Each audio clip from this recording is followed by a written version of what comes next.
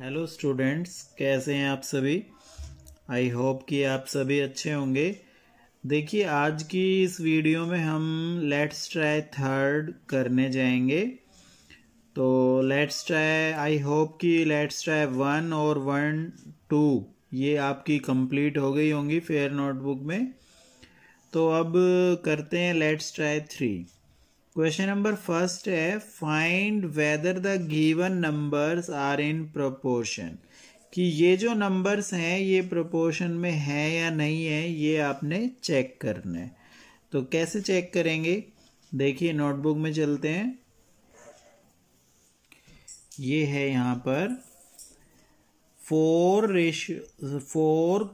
6, 8, 10। हमें चेक करना है कि ये आपके प्रोपोर्शन में है या नहीं है। तो कैसे चेक करेंगे, हमने लिखा 4, 6, 8, 10। अब आपने क्या करना है, जो स्टार्टिंग का है, शुरू में जो नंबर है उसकी लास्ट वाले नंबर से मल्टीप्लाई करनी है। इसको बोलते हैं मल्टीप्लाई ऑफ एक्सट्रीम्स। एक्सट्रीम्स मतलब स्टार्टिंग का एंड लास्ट। और एक क्या करना है, जो बीच में 2 टर्म बची इन दोनों की मल्टीप्लाई करनी है। इनको बोलते हैं मल्टीप्लाई ऑफ मीन्स। क्लियर हुआ।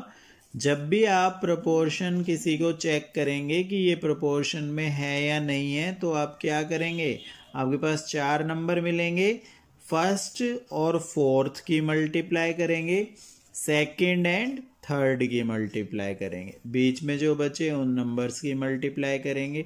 यदि वो इक्वल आती हैं दोनों मल्टीप्लिकेशन, देन वो क्या है, प्रोपोर्शन में है। इक्वल नहीं आती हैं तो नहीं है। चलिए हम इसको करते हैं।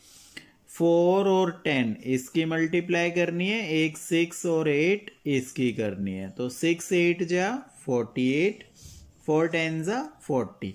देखिए क्या इक्वल आए, नहीं आए। No, these are not in proportion. यदि इक्वल आ जाता तो मैं लिखता yes these are in proportion. ठीक है। बी पार्ट देखेंगे। 3, 9, 9, 27। तो क्या करेंगे, 3 एंड 27 की मल्टीप्लाई करेंगे, 9 एंड 9 की मल्टीप्लाई करेंगे। तो जब ये मैंने मल्टीप्लिकेशन की तो 9 9 जा 81 एंड 3 की 27 से किया 81, इक्वल आ गया। Yes these are in proportion. Proportion में है ये।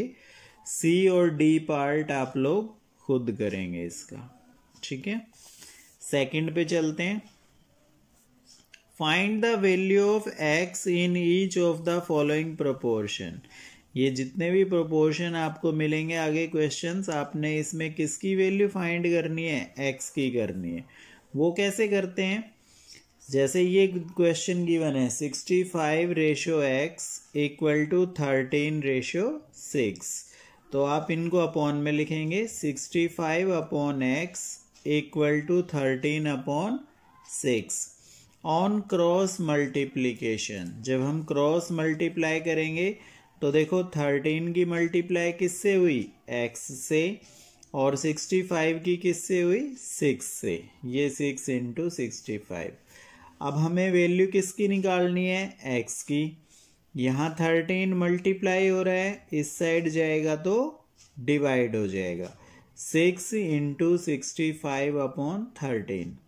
13 से कैंसिल किया, 13 5 जा 65, 6 5 जा 30। दैट मीन्स x की वैल्यू कितनी आ गई मेरी, 30 आ गई। ठीक है। ये बी पार्ट है।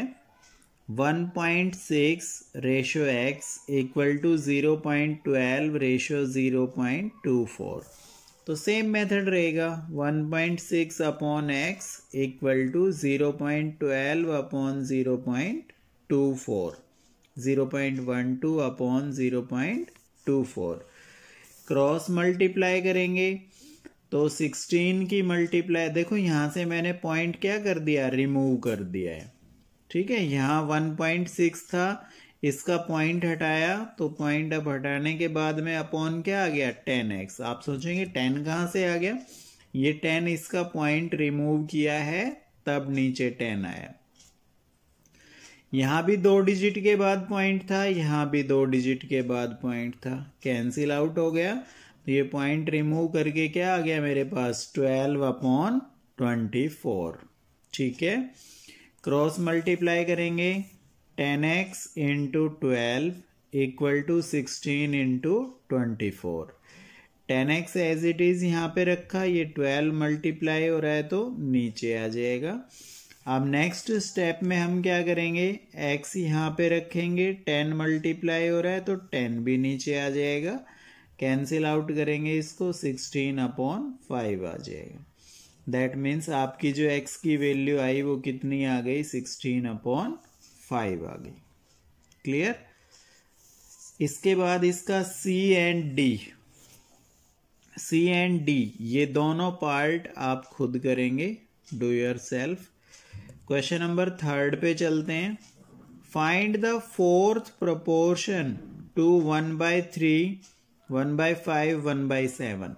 1/3, 1/5 और 1/7 का आपने फोर्थ प्रोपोर्शन निकालना है। 3 तो मेरे पास हैं, तो ये तीनों तो आपने ऐसे लिखे और फिर इसके बाद एक आपने लिखना है x। देखो ध्यान से देखेंगे, 1/3 रेशो 1/5, ये डबल रेशो 1/7 और ये रेशो x। इस तरह से आपने राइट डाउन करना है। सभी बच्चे ध्यान से देखेंगे, जो प्रपोर्शन आपने निकालना है उसको आपने x लेट कर लेना है। अब वही मेथड हमारा फर्स्ट और फोर्थ की मल्टीप्लाई, सेकंड और थर्ड जो बीच में है उन दोनों की मल्टीप्लाई करेंगे।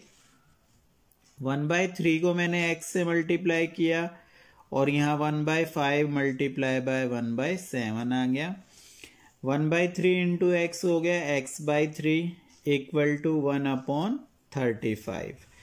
क्रॉस मल्टीप्लाई करेंगे तो 35 की x से हुई 35x आ गया इक्वल टू 3 1 जा 3 एंड x इक्वल टू कितना आ गया 3/35, यानी x की वैल्यू क्या आ गई आपकी 3/35। फोर्थ प्रोपोर्शन कितना आ गया मेरा 3/35। ये आपका आंसर आएगा। ठीक है, बढ़ते हैं नेक्स्ट क्वेश्चन की तरफ। Check if 1/3 and 7/9 are equivalent. बहुत आसान है, 1/3 है और 7/9 है, तो 1/3 हो गया और ये 7/9 हो गया। क्रॉस मल्टीप्लाई करेंगे तो देखो 1 की मल्टीप्लाई 9 से हुई 9 आ गया, 3 की मल्टीप्लाई 7 से हुई 21 आ गया। अब देखो क्या ये इक्वल है 9 और 21? नहीं है। That means no 1/3 and 7/9 are not equivalent। यदि ये इक्वल आ जाते तब मैं क्या लिखता, yes these are equivalent. Clear है, बस इस तरह से करना था, सिंपल क्वेश्चन था बिल्कुल ही। 5th क्वेश्चन है हमारा, solve it by using direct variations. कुछ क्वेश्चंस होंगे इनको डायरेक्ट वेरिएशन से आपने सॉल्व करना है। तो एक क्वेश्चन है मेरा, if 1 dozen oranges weigh 2.4 kilogram then how many oranges will weigh 10.2 kilogram. ठीक है, 1 दर्जन जो संतरे हैं उनका वेट कितना है 2.4 किलोग्राम। तो कह रहा है कि कितनी संतरे होंगी कि उनका वेट 10.2 किलोग्राम हो। तो डायरेक्ट वेरिएशन से इनको सोल्व करना है, टेबल बना के करेंगे, ये ध्यान रखना। एक साइड हमने लिख लिया क्वांटिटी, नीचे लिख लिया वेट। क्वांटिटी कितनी है मेरे पास 1 डजन, 1 डजन में मतलब 12 ऑरेंजेस, तो 12 इन 12 ऑरेंजेस का वेट कितना है 2.4। अब मुझे कितनी ऑरेंजेस का निकालना है 10.2 किलोग्राम। तो मेरे पास वेट गिवन है, क्वांटिटी नहीं है, तो वेट की जगह वेट लिख दिया, क्वांटिटी नहीं है उसकी जगह मैंने क्या लिखा x लिखा। जो चीज नहीं होगी उसकी जगह पर आप x लिख लेंगे। ठीक है, अब 12/2.4 ये लिखा, 12/2.4 इक्वल x/10.2। ठीक है, इसके अपॉन ये और इसके अपॉन ये, ऐसे लिखना है। क्रॉस मल्टीप्लाई की तो 2.4 की मल्टीप्लाई x से हो गई इक्वल टू 10.2 इसकी मल्टीप्लाई 12 से हो गई। देन x इक्वल टू कितना आ गया, 10.2 इंटू 12 था पहले, ये 2.4 मल्टीप्लाई में इधर आएगा, अपॉन हो गया 2.4। पॉइंट से पॉइंट कट गया क्योंकि सेम डिजिट के बाद है, यहाँ भी पॉइंट एक डिजिट के बाद है, यहाँ भी एक के बाद है, कैंसिल आउट किया इसको तो ये आपका x इक्वल टू 51 आ गया। दैट मीन्स 51 ऑरेंजेस का वेट कितना होगा, 10.2 किलोग्राम। ये आपका आंसर आएगा। ठीक है, नेक्स्ट पे चलते हैं क्वेश्चन पे। B part, if a train covers 195 kilometre in 3 hours, how much distance would it cover in 5 hours at the same rate. देखो डिस्टेंस है, टेबल बनाएंगे, इसमें सीधी सी बात है, डायरेक्ट वेरिएशन से कह रहा है टेबल बनानी पड़ेगी। एक साइड डिस्टेंस है हमारे पास, एक तरफ टाइम है। कितना डिस्टेंस था, 195, कितने आवर में कंप्लीट किया, 3 आवर में, यहाँ लिख दिया। अब क्या कह रहा है, 5 आवर में कितना डिस्टेंस, तो 5 आवर यहाँ लिखा और ये डिस्टेंस x यहाँ आ गया। अब वही है 195 अपॉन 3 और x अपॉन 5, ये मैंने राइट डाउन कर लिया, क्रॉस मल्टीप्लाई किया तो 3 की मल्टीप्लाई x से ये आ गया 3x, 195 की मल्टीप्लाई 5 से ये होगा, and x equal to 195 into 5 था, ये 3 यहाँ मल्टीप्लाई में था, इक्वल टू के इधर जाएगा तो कैसा होगा, डिवाइड। ध्यान रखेंगे सभी बच्चे, कैंसिल आउट किया 65, मल्टीप्लाई कर दिया 325 किलोमीटर। दैट मीन्स x की वैल्यू कितनी आ गई, 325 किलोमीटर। ये आपका आंसर आएगा। ठीक है, क्वेश्चन नंबर 6 क्या कह रहा है, सोल्व बाय यूनिटरी मेथड। अब इनको यूनिटरी मेथड से करना है। ठीक है, चलते हैं देखो क्वेश्चंस पे। Solve by unitary method. A है, if the cost of 9 metre of cloth is rupees this, then what is the cost of 5 metre of the cloth. इसको यूनिटरी मेथड से करना है। हालांकि आप डायरेक्ट से कर सकते हैं एग्जाम में, लेकिन यदि वो बोल दे कि यूनिटरी मेथड से करो तो आप ऐसे करेंगे। कॉस्ट ऑफ 9 मीटर क्लॉथ कितना है, 450 रुपीज। तो पहले किसका निकालेंगे हम, 1 मीटर क्लॉथ का, कॉस्ट ऑफ 1 मीटर। अब आपको पता है 9 मीटर का ये है, तो 1 मीटर का क्या होगा, कम होगा, कम के लिए डिवाइड होता है अपॉन। तो कॉस्ट ऑफ 1 मीटर क्लॉथ कितना आया, 450 अपॉन 9। ठीक है, अब कितने का निकालना है, 5 मीटर का। तो कॉस्ट ऑफ 5 मीटर क्लॉथ ये मल्टीप्लाई हो जाएगा, 450 अपॉन 9 था, 1 का, 5 का निकालना है, ज्यादा का तो मल्टीप्लाई होगा। कैंसिल आउट कर दिया, 250 rupees. That means cost of 5 metre cloth कितनी आ गई, 250 रुपीज। ये आपका आंसर है। इसके बाद इसका बी सी, ये दोनों पार्ट आप करेंगे, बिल्कुल इजी है, यूनिटरी मेथड से आप इजीली इसको कर सकते हैं। ठीक है, नेक्स्ट आगे चलते हैं क्वेश्चन नंबर 7 की तरफ। क्वेश्चन नंबर 7 में देखो डायग्राम दिए गए हैं, ये कुछ डायग्राम बने हुए हैं, तो आपने इस तरह से स्टेटमेंट में लिख लेना है। Here cost of 12 books is 168 rupees. आप देख रहे हैं डायग्राम में, बुक में होगा आपके पास में, देखना। We have to find cost of 20 books. 20 books की आपने कॉस्ट फाइंड करनी है। यूनिटरी मेथड से करेंगे। कॉस्ट ऑफ 12 बुक्स कितना है, 168।